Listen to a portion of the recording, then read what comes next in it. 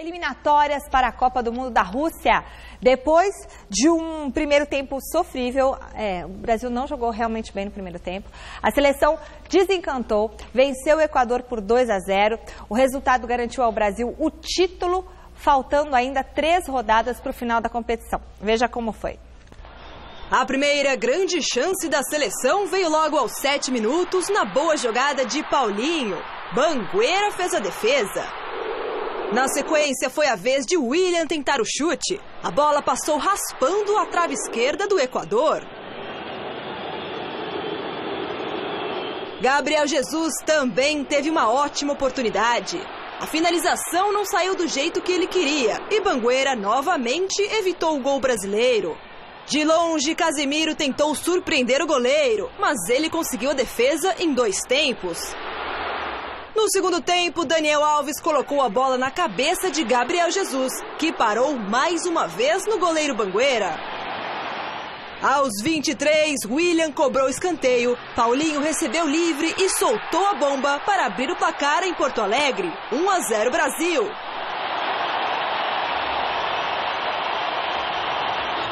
Banguera ainda salvaria o Equador outras 2 vezes. Primeiro no chute forte de William. E depois do arremate de Neymar, defendendo com o pé. Aos 30 minutos, Felipe Coutinho iniciou a jogada e tocou para Gabriel Jesus. O camisa 9 deu um lindo chapéu em Arboleda e devolveu para Coutinho chegar batendo. Um golaço da seleção, 2-0. Com a vitória, o Brasil chegou aos 36 pontos e poderá aumentar a distância para a segunda colocada, Colômbia, na próxima terça-feira, quando volta a campo pelas eliminatórias. Fico contente, feliz pelos pontos, né, pelo lugar, pela vitória, que é o mais importante. E, além de tudo, a equipe está bem, a equipe está jogando bem, né? Estamos buscando cada vez mais melhorar em tudo e a gente vem crescendo bastante. Está todo mundo muito bem, mas não podemos esquecer que, lógico, já estamos na Copa, mas fazer esses últimos 3 jogos da eliminatórias e os amistosos bem para poder chegar bem na Copa, que vai ser um sonho. Não vejo zona de conforto ainda. Eu vejo uma zona de afirmação. E que talvez ela tenha entrado com um nível de concentração mais baixo. Trouxe, eu falei no intervalo. E um nível competitivo mais baixo. Trouxe. Fora o componente tático, foi abaixo. Eles vivem uma concorrência contínua. Coutinho e o William é exemplo típico. E como é bom ter o William de volta. Foguete. Ele não fez o gol hoje, porque até um pouquinho mais de sincronia nós teríamos a condição de ter feito o gol antes e ele ter feito o gol. O 1 contra 1 dele é impressionante. Voltando no estágio. Então tu cria daqui a pouco a alternativa de ter Foguete do lado, Neymar do outro, que nós conseguimos voltar. Gabriel numa situação. Agora tem Firmino, que te dá muito jogo. De ter Coutinho. Se começar a vingar, está concorrendo. Professor Tite, precisa usar melhor a voz para não perder a voz, cuidar melhor dela. Passar uns exercícios para de respiração, para projetar a voz. Porque... Aliás, ele está para vir no Mesa Redonda, né? Você aproveita bem junto e treina ele antes. Eu só quero dizer o seguinte, ele estava emocionado assim, porque foi a primeira vez que ele se apresentou como técnico diante do público gaúcho. Então, tinha muito de emoção.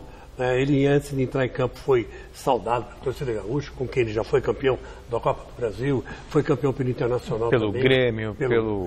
exatamente. Caxias. Pelo Caxias. Então, ele estava muito emocionado. Era uma coisa que ele prometeu para o pai dele, que ia conseguir. Aquelas coisas. O Tite é muito emocional, né? Então, ele estava rouco por causa disso. Desculpe, só não quero atrapalhar o seu, seu comentário. Fica à vontade. Só esse dado, né? Era uma noite, assim... titiniana, né? E ele, aliás, já que eu estou falando é o seguinte, aqui, ontem foi uma lição de como um time tem que quebrar retranca. Essa é a lição que fica de ontem. Esse time do Brasil quebra retranca, sabe como?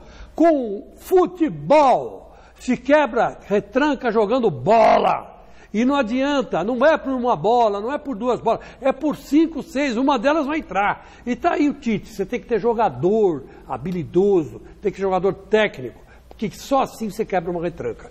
Essa é a lição que fica de ontem.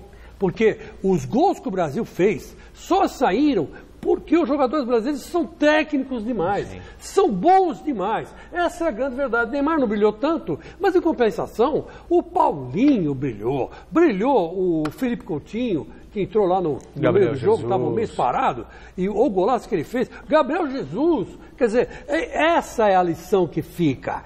Essa é a lição que fica. Então vamos parar com esse negócio de achar que jogadores medíocres vão quebrar a retranca. Não vão.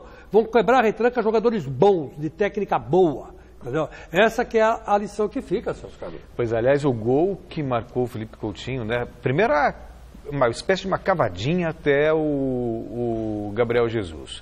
Aí o Gabriel Jesus me dá aquele chapéu no zagueiro e devolve de cabeça para o Felipe Coutinho, que enche o pé. Foi um gol realmente para você rever várias vezes, de rara beleza. E a seleção realmente não me empolgou no primeiro tempo, achei um futebol muito fraco, apesar de ter criado algumas possibilidades, mas a vitória foi justa pelo que produziu o Brasil, né? Uma vitória que ratifica a condição da seleção brasileira, pelo menos na América do Sul, como uma das seleções mais fortes, mérito total do Tite. Porque ele mudou o modo do Brasil jogar no segundo tempo, e de maneira muito rápida. Eu confesso que, olha, sempre reverenciei o trabalho do Tite. Então, o que ele fez no Corinthians, por tudo. Mas eu disse aqui tantas vezes, a seleção requer tempo. Ele nem teve tanto tempo assim e já conseguiu resultados em um futebol. Isso é mérito, isso é competência. Então você tem que reverenciar. Se quando o Brasil levou 7-1, ficamos falando tanto que os técnicos estavam ultrapassados, blá blá blá, que não havia reciclagem, o Tite é um exemplo de um profissional, sabe, determinado, humilde. Foi campeão com o Corinthians, foi buscar mais aprendizado lá fora, voltou melhor depois de ter sido campeão do mundo e assumiu a seleção brasileira. E vê aí o recado, não é mágica, é trabalho, é competência, e o Tite merece todos os méritos. Desculpa, só não ganhou a Copa do Brasil com o Corinthians, o resto ele ganhou. Ganhou, exatamente isso, pois é, o Pato fez aquela patada, cavadinha, né? Chutou na mão do Dida. Que senão era capaz de ganhar aquele título também. E o Neymar foi um pouco individualista, né? Acho que talvez ele esteja um pouco com o espírito do PSG. Assim, o Neymar é aquela história. Tem um monte de gente que acha, é um jogador extremamente competente. Mas é muito mimado. Ponto. Para mim, não é porque eu sou brasileiro que eu vou ficar falando assim, o Neymar, Para mim, ele, sabe... O Tite vai, acho que, dar um jeito nele, porque ele estava ainda com o espírito do PSG. Olha, é o seguinte, na verdade, o Neymar, ele cresce quando ele joga pro time. Por exemplo, quando ele jogava no Barcelona, ele jogava pro time. Então, ele jogava pro Messi, ele jogava pro Suárez, ele jogava pro Iniesta, ele criava jogadas pros outros. E ontem faltou. E fazia os gols dele também. Então, o Neymar, ele é mais criativo do que funcional, vamos dizer assim. Ele dá show quando ele fica arrumando jogada para os outros. Quando ele dá uma de egoísta, prende a bola e quer passar por 5, aí, meu filho, só Pelé. Bom, a seleção brasileira sofreu 2 baixas para o jogo da próxima terça-feira contra a Colômbia em Barranquilha. O lateral esquerdo Marcelo levou o 3º cartão amarelo e está fora do jogo. Para o lugar dele, o técnico Tite convocou Alexandro, da Juventus. Gemerson, do Mônaco, também foi chamado. Ele vai substituir o zagueiro Miranda, que demonstrou perda parcial de memória depois de um choque com o goleiro Alisson no final do primeiro tempo contra os equatorianos. Ele foi encaminhado para um hospital, embora os exames tenham tido resultados normais. O diagnóstico de concussão recomendou o corte, e já que ele não poderia fazer exercícios físicos pelos próximos dias, então o Tite achou melhor fazer essa alteração. Bom, e ainda falando da seleção brasileira, participe da nossa enquete. Antes, esses 2 nomes que o Tite colocou, chamou aí... para compor. Só para compor, né? Nada demais. Na verdade, era para chamar o Arana e o Jeromel, mas os 2 estão machucados. Então, quer dizer que aí ele foi no que tinha. Bom, a gente quer saber o seguinte: o Brasil está pronto para fazer frente às seleções europeias na Copa da Rússia? Boa essa enquete, hein? Sim ou não? Eu acho que estava um pouco mais naquele auge ali da seleção. Acho que ainda deu uma perdida, assim, deu uma desencontrada. Mas vai dar tempo, acho, de... pronto para encarar, sim, não significa que vai levar vantagem, mas dá para brigar. Diferentemente do que aconteceu um ano atrás, que eu desconfiava que a seleção sequer iria para a Copa do Mundo da Rússia. Mas você acha que esse time dá para encarar uma Alemanha?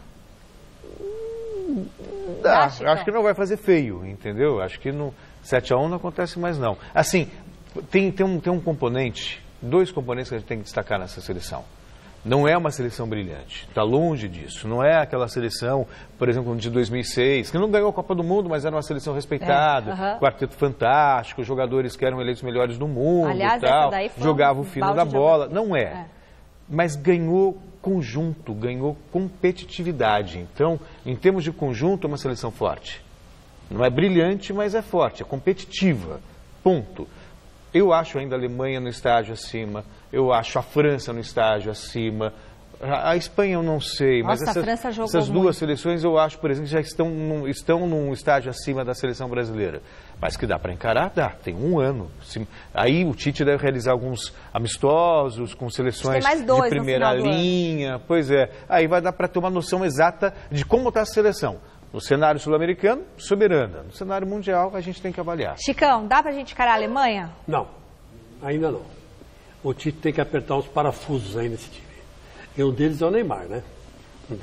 Enquadrar o Neymar, fazer com que o Neymar jogue pro time, não para ele, né? E o resto ele vai acertando. Acertar o goleiro.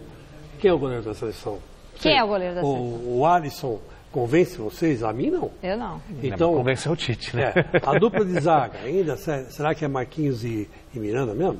Eu acho que tem alguns acertos para fazer. Thiago Silva ontem jogou bem quando entrou. Será que ele merece uma segunda chance? É a segunda Copa dele, né? E ele agora está com 26, 27 anos. Está mais experiente. Então, acho que tem que apertar os parafusos. Hoje, o Brasil não encara as principais seleções da Europa.